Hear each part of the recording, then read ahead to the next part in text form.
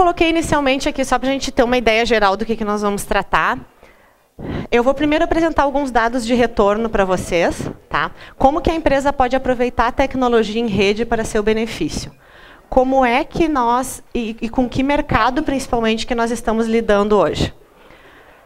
Em um segundo ponto, eu vou abordar as tecnologias e a informatização. Onde está o direito digital no meio empresarial?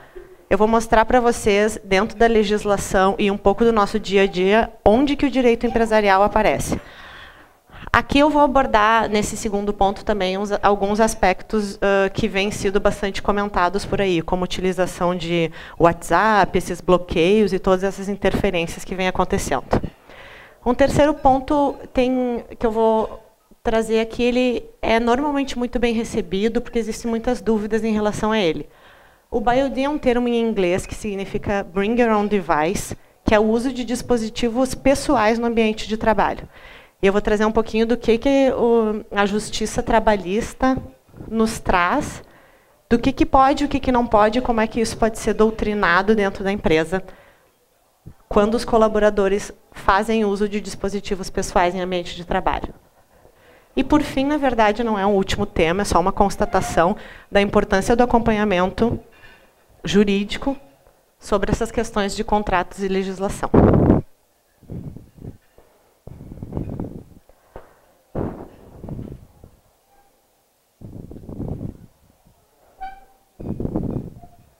Eu acho que tu pode vir aqui passar, Rafael, porque cada vez que eu vou passar um slide eu vou perder tempo. Tem que passar ali no Note. Lidando já há alguns anos com empresários, eu percebi que a gente tem esse costume no nosso meio de falar muito juridiquês e vocês não gostam, né? Então eu prefiro fazer uma análise, abordar alguns dados, primeiramente, para a gente saber com que mercado que a gente está lidando aqui. Como é que a empresa pode aproveitar a tecnologia em rede para seu benefício? Eu peguei um resultado para apresentar de uma pesquisa que é feita anualmente pela FGV, e eu peguei a de 2016, que na verdade trazem resultados de 2015. Nós já temos 244 milhões de dispositivos móveis conectados à internet no Brasil. Notebook, tablet e smartphones. É 1,2 dispositivo portátil wireless por habitante. Ou seja, nós já temos mais dispositivos móveis wireless do que temos habitantes no país. No final de 2016, daí os índices vão passar de 4 computadores para 5 habitantes, porque estão excetuados, nesse meu segundo índice, os smartphones. Então, a gente está falando só de computadores e tablets. Pode passar. O gasto e o investimento em TI ficou estável em 7,6% da receita das empresas em 2015. Isso significa que, em um cenário em que as empresas diminuíram muito os investimentos no ano passado, devido a diversas situações econômicas, foi encarado na pesquisa que uma manutenção de investimento seria equivalente a um crescimento de investimento. Porque, enquanto diversos outros campos das empresas contaram com uma diminuição por uma questão econômica, os investimentos de TI foram mantidos. O custo anual por usuário, que são os gastos e investimentos em TI no ano, dividido pelo número de usuários, continua crescendo, atingindo R$ 34.100 por ano. Esse é um número altíssimo, porque, na verdade, é feita uma média, e empresas que não trabalham com questões bancárias têm um investimento muito menor. Os índices para investimentos de empresas que utilizam sistemas de pagamento ou o próprio home banking, eles têm um investimento em TI muito maior. Acho que há umas 2 semanas atrás nós tivemos o Fórum Internacional de TI do Banrisul em Porto Alegre, que é um evento sempre marcante que nós temos. E foi muito interessante as diversas situações que trouxeram e as novas práticas que vêm sendo adotadas, principalmente para coibir o que vem acontecendo de fraudes utilizando o meio digital. Então, também surgiram novos indicadores, como o custo anual de TI por leito em hospitais e TI nos bancos. Hospitais também são outras áreas que estão se informatizando em uma demanda bem maior. As indústrias de capital aberto, durante a última década, para cada 1% a mais gasto em investimento em TI, depois de 2 anos, o lucro aumentou 7%. E não estamos falando em faturamento, estamos falando em uma ligação direta de 1% de investimento em TI para lucro de 7%. Isso aqui envolvendo, inclusive, as questões de marketing. Em suma, o uso de TI nas empresas continua crescendo. Colocaram nessa última pesquisa que cresceu menos que o esperado devido à situação econômica, mas que ainda assim foi um campo que teve crescimento em detrimento de outros que não tiveram. Deixa eu passar. Esse slide aqui foi feito pela GoGlobe e eu gosto muito de apresentar ele porque ele traz, em 60 segundos, a quantidade de dados que nós temos trafegando na internet.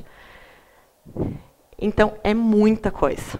É muita coisa. Acho que eu já estou aqui falando para vocês há quase uns 5, 7 minutos e acumula todos esses dados multiplicado pelo tempo que a gente está aqui conversando para saber o tráfego e tudo que acontece em rede. Então, utilizar isso em benefício da empresa, principalmente em questões de marketing, vem sendo um grande diferencial. Bom, ainda nos dados de retorno.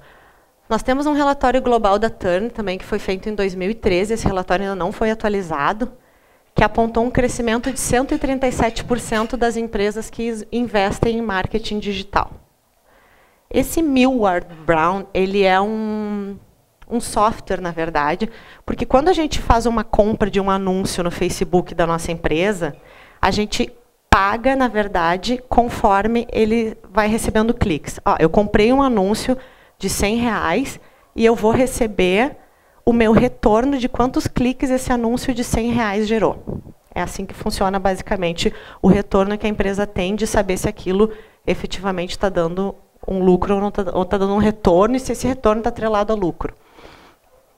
Esse software, ele possibilitou perceber o retorno via banners digitais. Qual é o problema? Quando o marketing é feito pela internet, ele percebe que...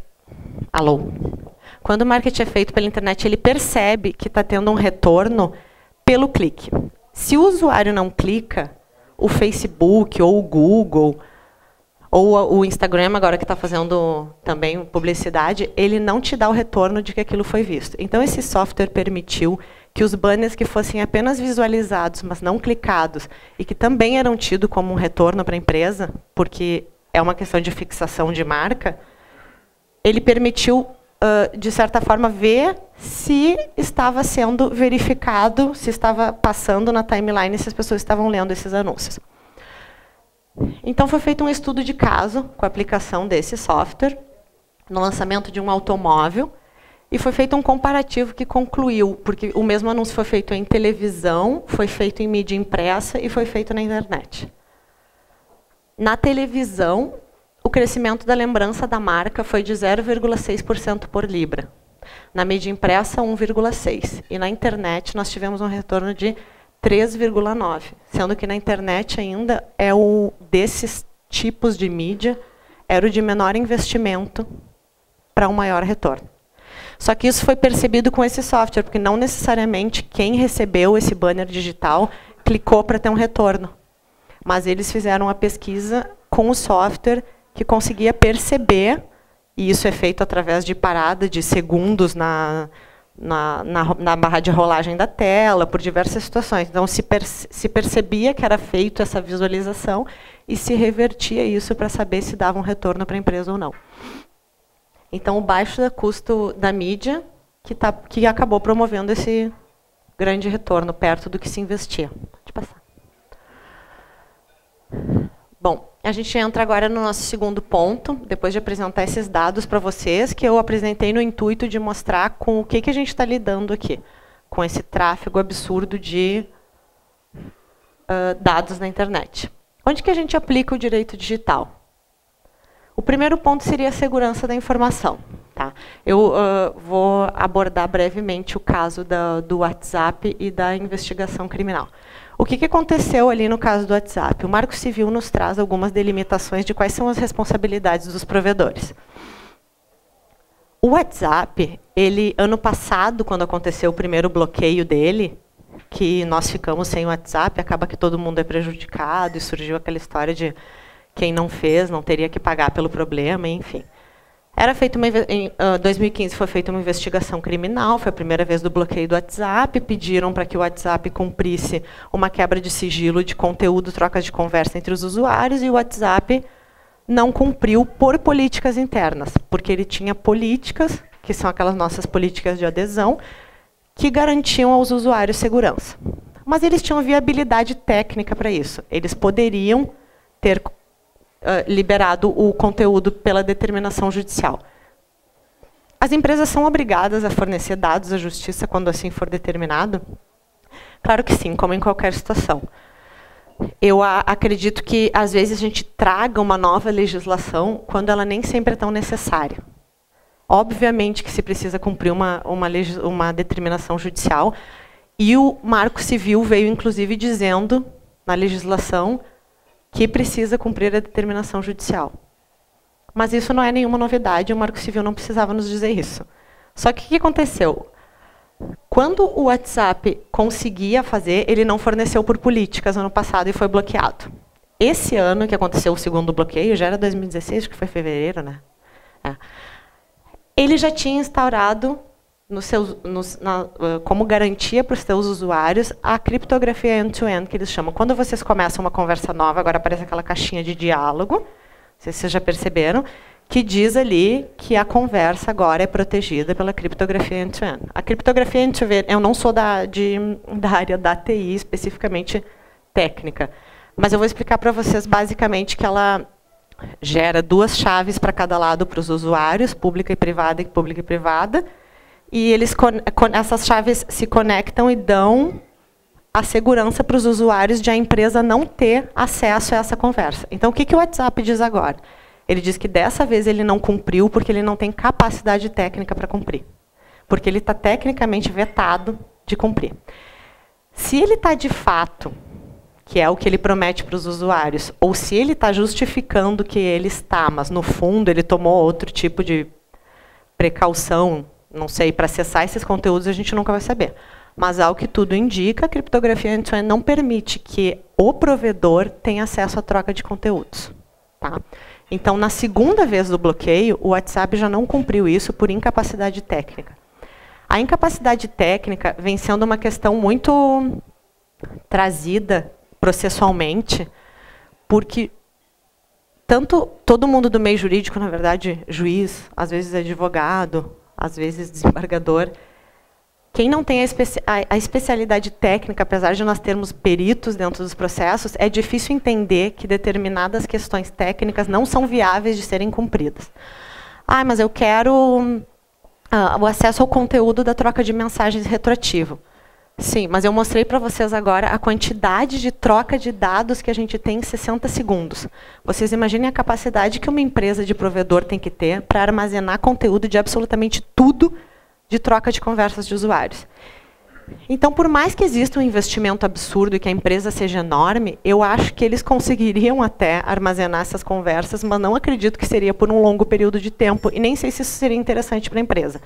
Acho que eles fazem, sim, com viés publicitário, com viés de certa forma, monitorar usuários, mas trocas de conversas fúteis e banais entre pessoas, não teria por que isso ser feito. O que poderia ser feito? Seguir a mesma linha da interceptação telefônica. Pede para, a partir daquele momento, então, as conversas sejam monitoradas. Só que o judiciário não vinha querendo isso. O judiciário vinha querendo que, como é uma conversa escrita, eles liberassem a conversa escrita retroativamente. Agora, o WhatsApp já diz que não vai liberar mais, nem mediante essa ordem judicial, para ser feito a partir dali, porque eles dizem que não tem capacidade técnica para isso com a instauração da criptografia. O judiciário entende que, se houver impossibilidade técnica, essa impossibilidade técnica tem que ser comprovada. Mas comprovar essa impossibilidade técnica é difícil, porque é comprovado numa linguagem técnica e, muitas vezes, isso é recebido como uma má vontade da empresa. Esse processo do WhatsApp era um processo sigiloso, então a gente não tem como saber o que, de fato, eles tentaram explicar no processo. Mas eles receberam a ordem de suspensão por descumprimento E pelo que foi trazido à mídia também, não houve uma boa vontade em explicar que era impossível cumprir isso. Não é diferente do cadastro em pessoa física, por exemplo, esse fornecimento de dados. Tá? Se a gente não está lidando com uma empresa de TI, a gente está lidando com uma empresa de cursos, por exemplo, e eu tenho um cadastro de todos os meus alunos e eu recebo uma ordem judicial para pedir o cadastro desses meus alunos, eu tenho que ter para cumprir o mandado. Mas eu não necessariamente preciso ter a conversação que aquele aluno teve com o professor em aula. Para mim, existe uma diferença entre o que é um conteúdo e o que é uma liberação de dados de cadastro, que é uma coisa que eu tenho certeza que a empresa mantém. Tanto é que a gente faz login e eles têm todas as nossas características ali, sabem direcionar propaganda e mídias. Pode passar. O que o Marco Civil da Internet, no fim, nos traz? As empresas de provedores são obrigadas a fornecer os dados solicitados, mas somente mediante a ordem judicial. Esse parágrafo 3º aqui é uma briga que eu tenho para quem diz que o WhatsApp não cumpre por má vontade, porque eu não consigo verificar em momento nenhum que exista essa exigência na legislação de alcançar uma troca de conteúdos mediante ordem judicial. Para mim é claro que diz qualificação pessoal, filiação, endereço, que pode ser disponibilizado para autoridades administrativas que detenham competência legal. Pode fornecer IP, porque isso eles têm, pode fornecer nome e sobrenome, pode fornecer que horas que acessou, que horas que não acessou. Eles conseguem fornecer possivelmente o que curtiu, o que não curtiu. O que foi colocado na rede, foi deletado, a gente já não sabe se eles conseguem. Em conversas de WhatsApp, eles podem dizer o horário que essas conversas foram trocadas, porque isso eles possivelmente têm um log que fica guardado. Mas o conteúdo dessas conversas é muito difícil. E se descumprir? Aqui eu já vou começar a voltar para a questão mais empresarial. O que acontece com a empresa hoje em dia se ela descumprir uma ordem judicial que tenha como justificativa a lei do Marco Civil da Internet?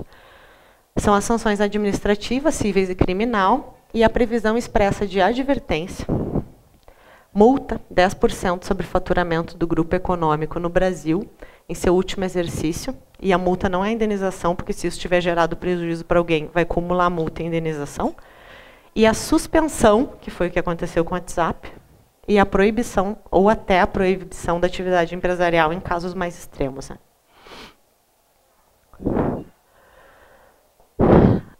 A responsabilidade civil no meio ambiente eletrônico, ela nos traz aquelas exigências, na verdade, que devem ser cumpridas entre os usuários e os provedores. A gente tem 2 artigos no Marco Civil, e aqui é a parte da palestra que eu vou estar falando mais especificamente em legislação, que nos determina que os provedores, existem diferenças entre provedores de acesso e provedores de aplicação. Tá? Os provedores de acesso são aqueles que a gente contrata para ter internet na nossa casa. Eles que nos possibilitam o acesso à rede. E os provedores de aplicação são os provedores que a gente diz que são os provedores de conteúdo. São o Facebook, o WhatsApp, alguns dizem que é, outros dizem que não é, eu acredito que sim, ainda mais atualmente. Então, são esses nossos provedores de troca de mensagem, o e-mail do Terra, essas questões. E existe diferença entre as obrigações desses 2 provedores. Por quê? Porque uma net não consegue nos dizer o que tem no conteúdo de uma conversa. Quem vai conseguir, se alguém conseguir e não estiver usando essas criptografias, seria o Facebook. Nossos provedores de acesso devem guardar registros de conexão. E é aí que eu digo que não tem conteúdo. Ninguém está pedindo conteúdo. IP, data e hora inicial e final da conexão dos usuários. Tem que guardar em período de 1 ano, em local seguro e sob sigilo. Sob sigilo porque as obrigações são 2. São fornecer, se a ordem judicial mandar, e são não fornecer de forma nenhuma se a ordem judicial não mandar. Então, a gente tem obrigação de guarda sob sigilo e obrigação de fornecimento. Então, tem que guardar e tem que guardar em segredo. São proibidos de guardar registros de acesso a aplicações de internet. E é proibido. Por que isso daqui foi feito? A proibição de guardar registros de acesso a aplicações de internet significa a proibição de guardar, basicamente, isso aqui eu acho que não é cumprido, guardar os nossos dados de acesso. É eles não saberem o que a gente acessa por dia. Claro que quando a gente entra lá para pesquisar qualquer coisa no Google e aparece uma propaganda direcionada, a gente leva um susto porque parece que eles estão adivinhando o que a gente está pensando, né? Eu pesquisei há um mês atrás enfim, um carro. Aí eu entro um mês depois, eu entro 2 dias depois e estou lá no meu Facebook, naquele campinho da direita, só aparece o mesmo carro que eu procurei sempre. Aí eu penso, meu Deus, eu estou sendo perseguida, porque como é que eles sabem que eu quero procurar exatamente aquilo? Isso é dado de acesso, é eles saberem no que a gente está clicando e o que a gente está monitorando. É para isso não ser uma prática comum, porque isso entra um pouco na questão da privacidade do usuário. Por que eu não posso acessar livremente a internet sem eu estar sendo vigiada por um sistema que depois vai utilizar isso para me vender outras coisas? Então, isso era para não acontecer. Mas como não é todo mundo que encaixa esse conceito nessa questão, isso ainda está no limbo assim, para nós. É uma questão que está sendo estudada. E os professores de aplicações, que daí a gente já está falando de Facebook, guardam registros de acesso a aplicações de internet pelo prazo de 6 meses, em um local seguro e sob sigilo. Registros de acesso a aplicações de internet não é conteúdo. Então, eu sigo achando que de forma nenhuma existe previsão no Marco Civil da Internet para liberar conteúdo de comunicações entre usuários. Sobre o comércio eletrônico, e daí a gente está falando aqui de compras online, isso daí já serve para qualquer empresa que se utilize do meio em rede para promover suas vendas, além dos que eu já abordei das questões de marketing. Quais são as nossas responsabilidades com o consumidor? É aquela questão de repetir a legislação que já existe. Nós temos uma legislação específica para o consumidor, mas, apesar disso, ela ficou com algumas falhas de adaptação, porque para aplicar no meio eletrônico já envolvia não a entrega em loja do produto, mas o envio do produto, já exigia todas essas questões de frete, que quando a gente compra em loja, às vezes, ou são efetuado o pagamento na hora, e não é acordado depois lá no checkout, que tu coloca teu CEP daí, que vai aparecer quanto é que custa. Às vezes custa muito mais o frete hoje em dia, dependendo do que a gente compra, do que o próprio produto. Então, o CDC teve que se adaptar a isso, e para isso, em 2013, foi feito o Decreto Federal 7962. Pode passar. E isso trouxe algumas novas obrigações para as empresas. Essas obrigações aqui, eu já tive casos no escritório de empresas que foram multadas por não cumprir, e não foi por denúncia de consumidor, foi por fiscalização mesmo, tá? Tem um site de e-commerce, tu não coloca CNPJ, tu não coloca endereço, tu não faz um contrato para o teu cliente, tudo isso tem obrigatoriedade de existir. E o que a gente tem de sites hoje em dia, que não tem nenhuma dessas informações, e o consumidor fica vulnerável, e a empresa acaba sofrendo sanções depois, ainda está acontecendo muito. E é uma legislação que traz obrigações para as empresas que poucas pessoas têm conhecimento. Então, quem trabalha com e-commerce deve disponibilizar em local de fácil visualização todos os dados da empresa, nome empresarial, número de inscrição, CNPJ ou CPF. Fornecer características essenciais do produto ou do serviço que está ofertando. Eu já vi multa por falta de colocar medidas do produto, porque era uma questão de móveis, e não foi um cliente que teve um prejuízo, porque os clientes iam atrás para saber as medidas, mas foi pura fiscalização mesmo. Tá. Então, incluindo tais como nome empresarial, o número. Fornecer características essenciais do produto ou serviço, incluindo possíveis riscos à saúde que este possa vir a causar e faixa etária permitida para uso. Então, é bastante especificação. Quem que coloca a faixa etária permitida para uso em produto? Porque tu imagina que a pessoa vai deduzir, né? Que não pode uma criança comprar uma cama sozinha e receber em casa.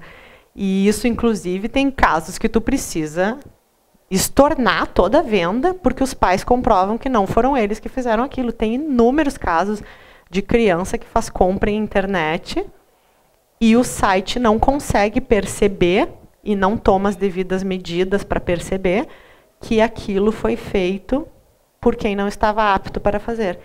E é um absurdo, porque a gente se pergunta como é que a empresa vai saber que não é um pai, se está ali com dados, com cartão de crédito, com tudo. mas é responsabilidade da empresa. Então é aquela coisa que a gente bate de frente, porque fica pensando, é inviável controlar isso. Mas é um cuidado que, de alguma forma, a empresa tem que ter. E ainda mais hoje em dia, que cada vez ficam mais espertos, né? Espertos mais cedo, mexem em tablet melhor do que nós, com 5 anos.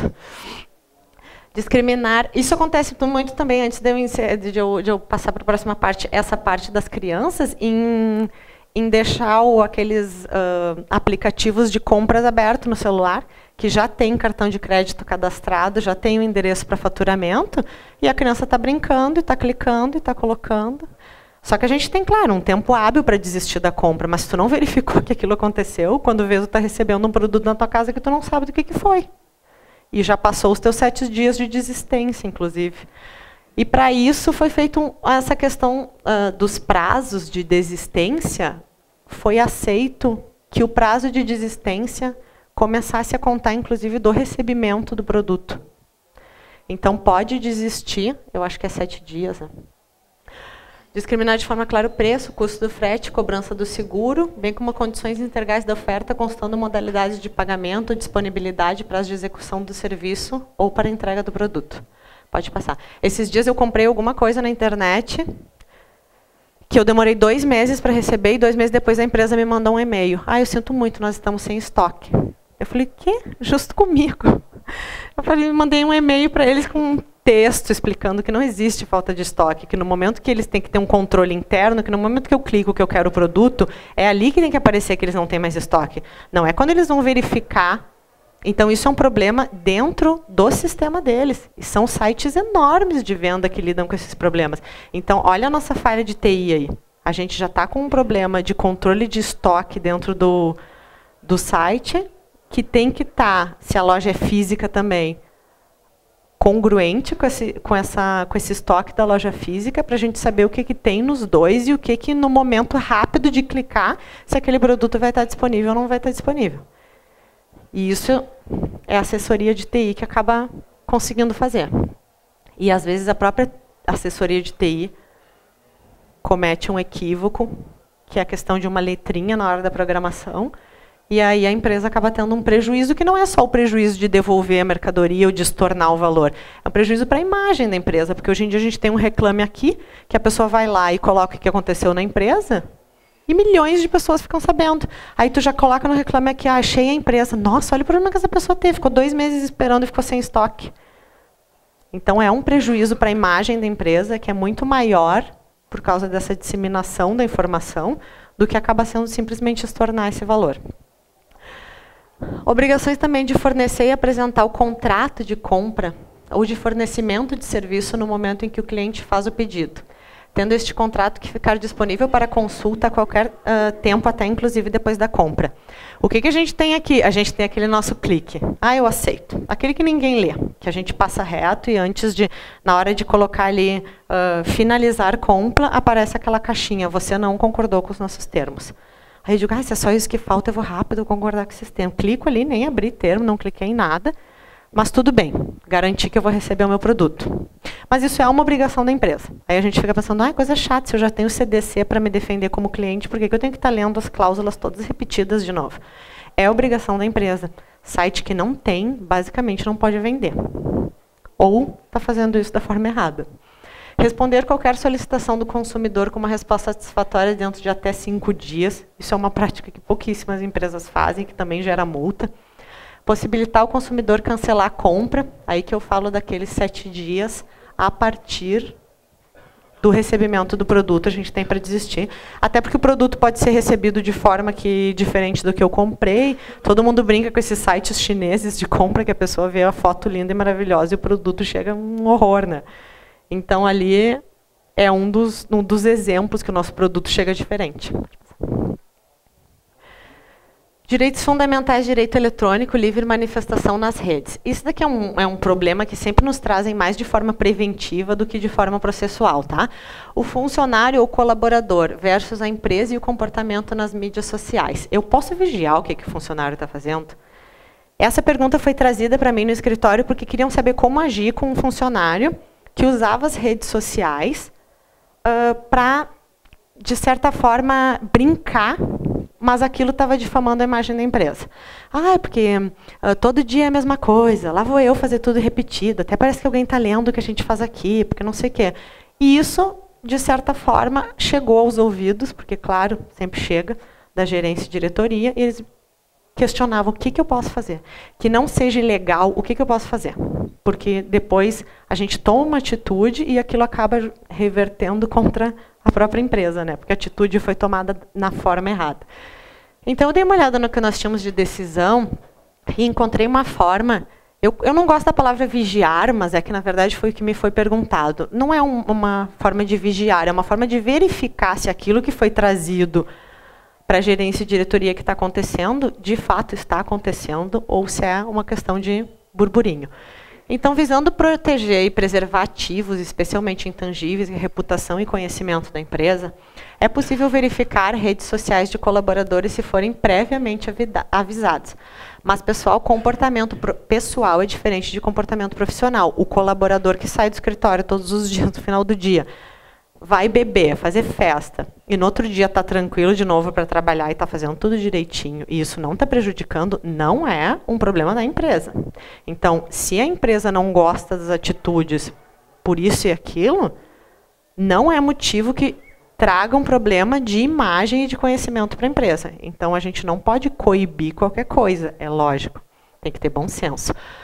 Tem que ser uma questão que diretamente atrapalhe a questão profissional e a imagem da empresa. Então, o colaborador também tem que ser previamente avisado, tá?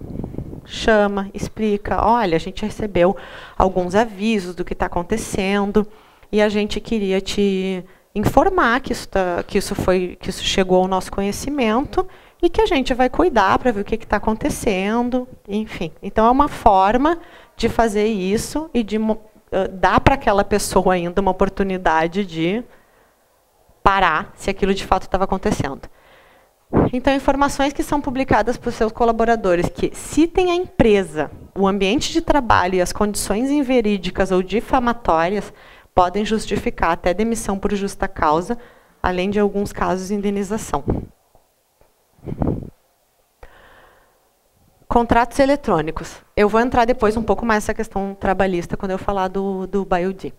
Encontro de uma oferta de serviços, de bens ou serviços que se exprime de modo audiovisual. Esse é o conceito que a gente tem através de uma rede internacional de telecomunicações e de uma aceitação suscetível de manifestar-se por meio da interatividade. É o meu clique lá.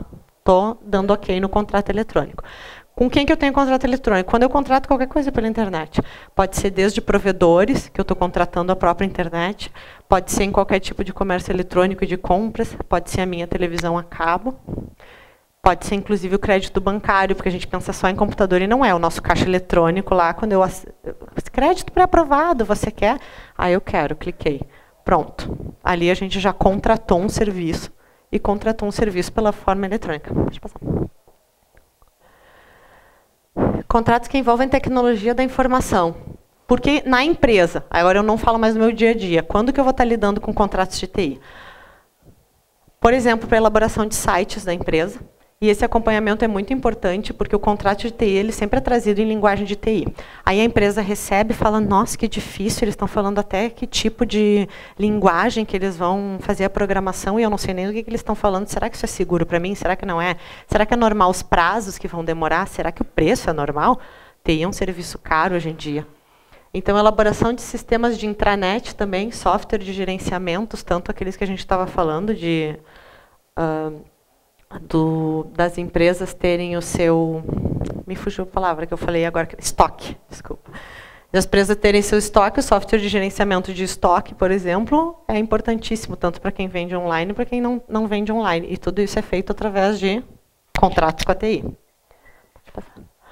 Agora, já entrando aqui no nosso final, na nossa parte final da abordagem, o BioD, que eu disse que é o Bring Your Own Device, traga o seu próprio equipamento para o ambiente de trabalho no Brasil, é chamado de consumerização. Quando que isso surgiu e o que é isso?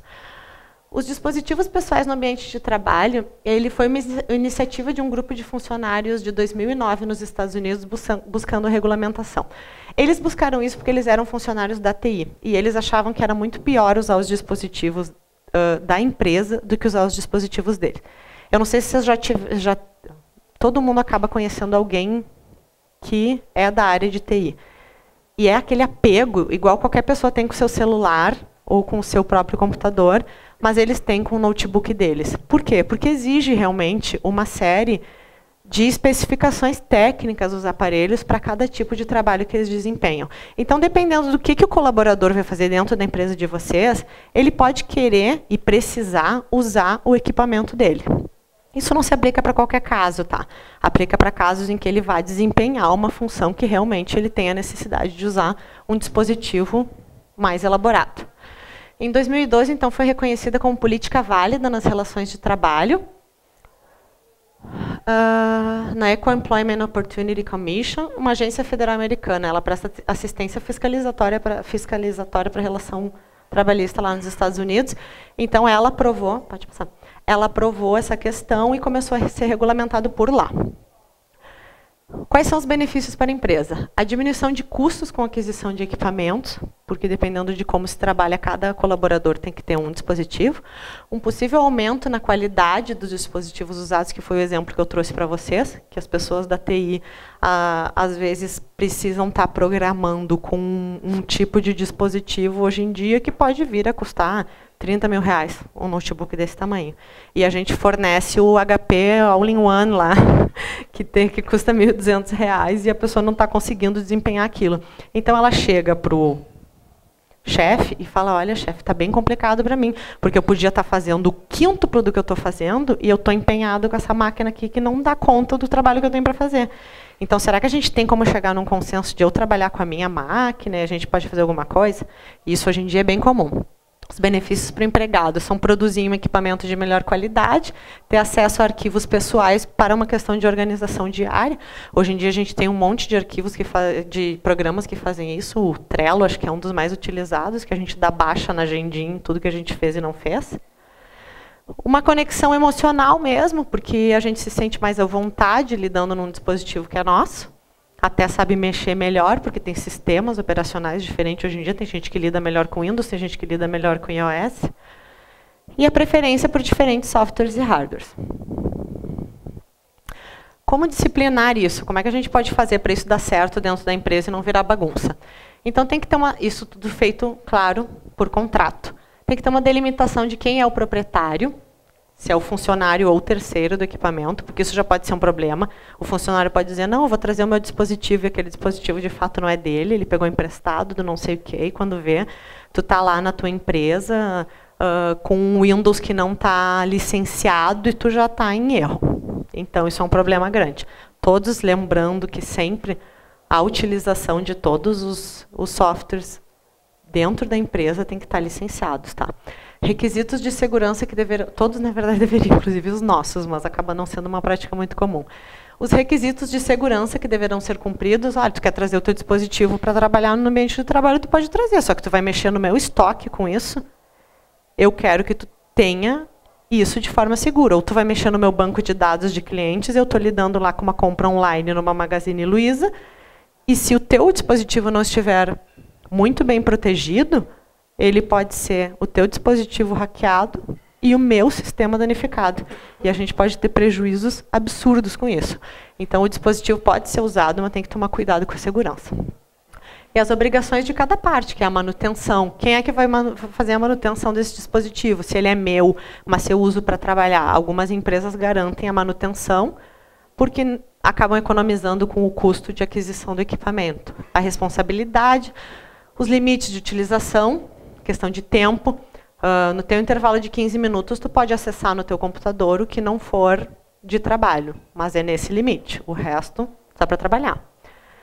E o comportamento dos usuários, dos colaboradores, para evitar o vazamento de informações. Pode passar. Os cuidados que a empresa deve ter. Cuidado com a jornada de trabalho. Tá? Isso daqui vale para e-mail também.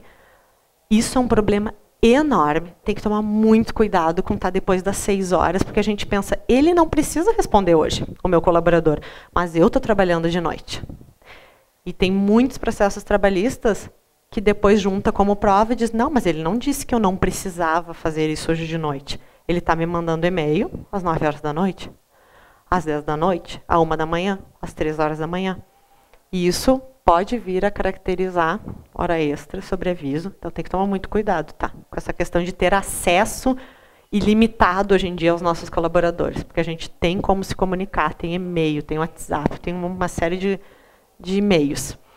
Permitir a utilização moderada e com tempos delimitados de conteúdos pessoais existentes nos dispositivos, que foi o que eu já falei. Quer tirar o teu tempo para olhar o teu Facebook? Delimitado. Fora disso, vai levar advertência.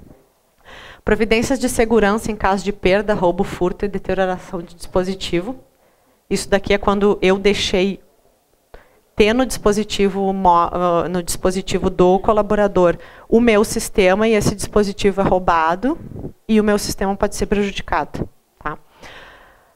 E respeitar as políticas de fiscalização. Notificações, expensões, isso pode ser feito. Quando se adota essa questão do uso do dispositivo, a gente pode adotar também algumas fiscalizações e algumas inspeções que são feitas periodicamente nos dispositivos. Eu trouxe só 2 entendimentos do TST, desculpa, que a gente já está acabando, sobre monitoramento de funcionários, imprescindibilidade de aviso prévio de monitoramento, inclusive inspeção física nos equipamentos, que deverá ser feita mediante entrega do equipamento pelo próprio funcionário à empresa.